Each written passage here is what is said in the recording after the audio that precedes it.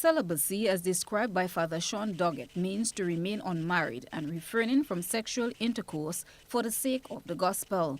The notion supported by former Pope Benedict. However, Pope Francis had another viewpoint which he hopes could change what is traditionally the norm. Father Doggett further explains. It became a law for priests more than 1,000 years ago. It became a law of the church in the western part of the world, under Rome. In the Eastern Church, the Orthodox Church in the East, some priests are still allowed to marry under certain conditions. Pope Benedict did indicate a book was written by Cardinal Sarah, and Pope Benedict had some, ex-Pope Benedict, the retired Pope, had some input in that, in which he very strongly favoured the continuation of the law of celibacy, that exceptions should not be made.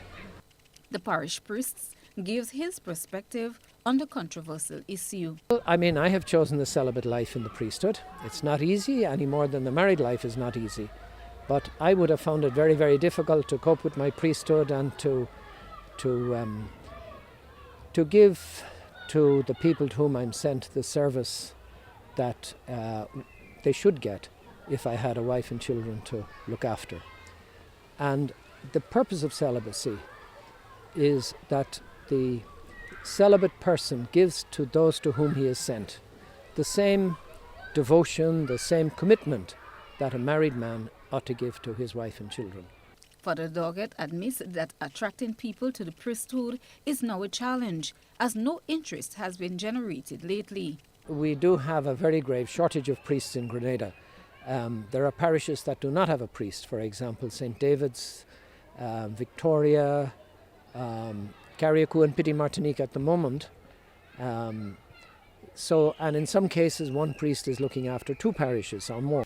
He outlined some of the possible factors that may be the likely cause.